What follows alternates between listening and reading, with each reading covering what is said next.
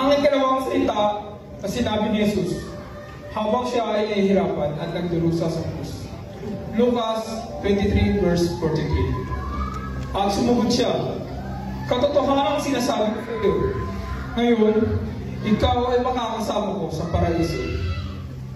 Ang mga salitang ito ay tugon ng Panginoon sa isang magnanakaw, makasalanan, na inamin ang kanyang pagkukulang sa harapan ni Jesus. Dagdag pa dito, ang kanyang pagpapakumbaba sa harapan ni Jesus ng kanyang sabihin na ang kaparusahan na kanyang tinanggap ay nararapat lamang sa kanya sapagkat siya ay nagkasala. Ito ang mga aral na ating matututunan. Una, ang tunay na pagsisisi. Unang 1 verse 9. Subalit, kung ipinapahayag natin ang ating mga kasalanan, patatawarin tayo ng Diyos sa mga ito at lilinisin tayo sa lahat ng ating mga kasalanan sapagkat siya ay tapat at matuwid. Ang tunay na pagsisisi ay nagpapahayag ng ating mga kasalanan at ito ay ang pagbabago ng puso at isipan upang tumalikod sa kasalanan at tumungo sa matuwid na pamumuhay. Ang tunay na pagsisisi ay nagbubunga ng mga bagong paggawa. Ang magnanakaw sa kanyang huling sandali ay nagpakita ng tunay na pagsisisi. Inamin niya ang kanyang kasalanan at nagpakumbaba sa Panginoong Hesus. Dahil dito, tinanggap niya ang masagalang biyaya ng Panginoong Hesus, ang kapatawaran sa kanyang mga kasalanan.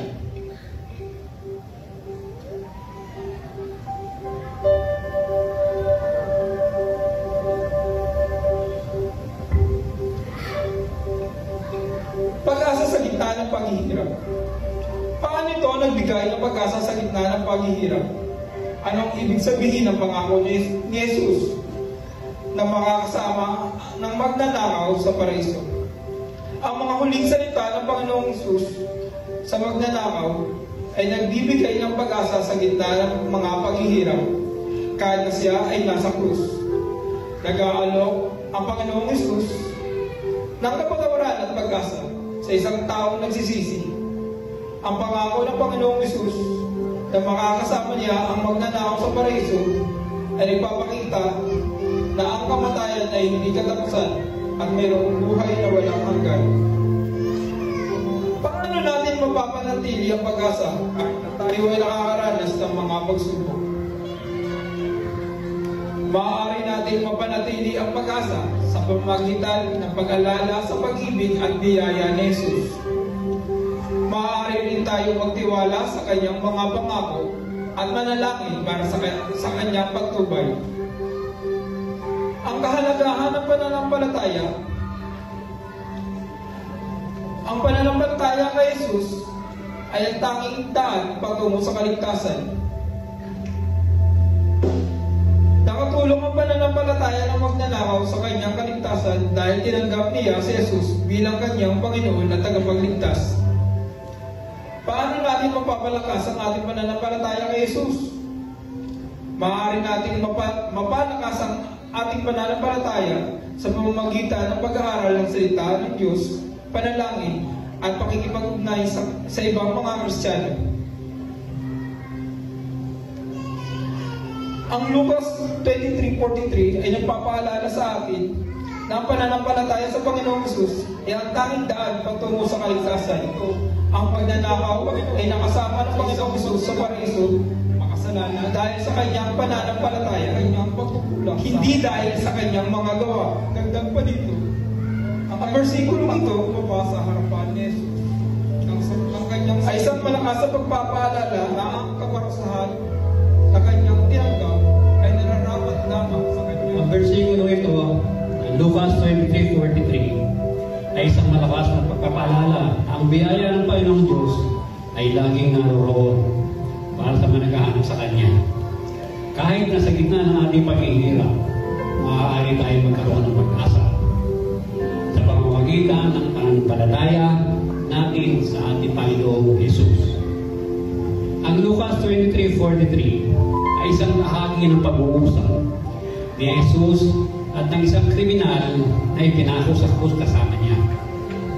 Sa talatang ito, sinabi ni Jesus, "Truly, I say to you, today you will be with me in paradise." Ipinapakita sa talatang ito na ang kaligtasan ay hindi nakasalalay sa ating mga gawa, kundi sa biyaya ng Diyos. Ang kriminal na kausap ni Jesus ay hindi na nagkaroon ng pagkakataong gumawa ng mabuting gawain. Ngunit dahil sa kanyang pananampalataya, pinatawad siya at binigyan ng pangako ng buhay na walang hanggan. Sabi sa Tito 3:5, iniligtas niya tayo, hindi dahil sa ating mabubuting gawa, kundi sa kanyang habag sa atin. Kahit sa huling sandali ng buhay, kung taos-puso nagsisisi at nananampalataya ang isang tao, makakatanggap siya ng kaligtasan.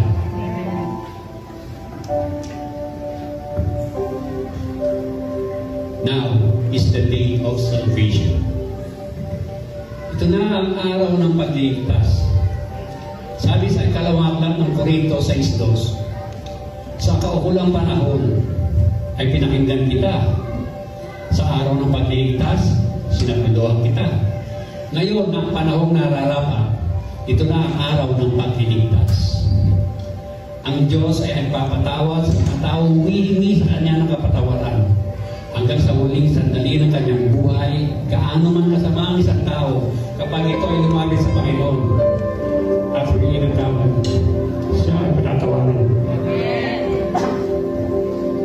Tulad na lamang ng dalawang kriminal na kasama ni Kristo na nakapako sa krus. Kaunti na lamang ang nalalabing oras para sa dalawa. Ilang sandali na lamang ay mamamatay na sila. Kasama nilang mamamatay ang tagapagligtas ng mundo. Ang waling sandali ngayon ng kanilang pagkakataon na gumawa ng tamang desisyon. Ito ang pagkakataon ng tamang pagpili sa huling sandali ng kanilang buhay na sa ilang saglit ay nawawala na. Ngunit ang dalawang kriminal ay magkaiba ng kanilang basa patungkol kay Jesus. Ang unay tinuya siya, samantalang isa naman ay nagpahayag ng pagsisisi at pananampalataya kay Kristo at nagwika sa Lucas 23:42. Jesus, alalahanin mo ako kapag nagkahari ka na. Pinahalagahan at binigyan ng katiyakan ni Jesus na makakasama niya sa paraiso ang isa nagsisising makasalanan. Maging ito ay nasa bingit ng kamatayan at sa araw din iyon, nakamit niya ang katuparan ng pangako mula kay Kristo. Sa Lucas 23:43, sumagot si Jesus, sinasabi ko sa iyo, isasabay kita ngayon sa paraiso. Ito ang salita ng kaligtasan na ipinangako ni Jesus sa magnanakaw sa gitna ng paghihirap at sa nalalapit itong kamatayan ay naniniwala siya si Jesus ang kapagligtas ng sanlibutan. Sabi sa Ezekiel 18:22, kakalimutan na ang lahat ng nagawa niyang kasalanan at mabubuhay siya dahil sa kabutihan ginawa niya sa bandang huli. Ipinapakita nito na hindi pa huli ang lahat para sino mang nais lumapit sa Diyos upang makamit ang pag-asa at kaligtasan sa kahuli-ulang sandali ng kanyang buhay. Kaya mga kapatid, hindi pa huli ang lahat. Hinihintay lang ni Lord na tanggapin mo sa iyong buhay bilang Panginoon at tagapagligtas upang maranasan mo ang pangakong paraiso ni Kristo.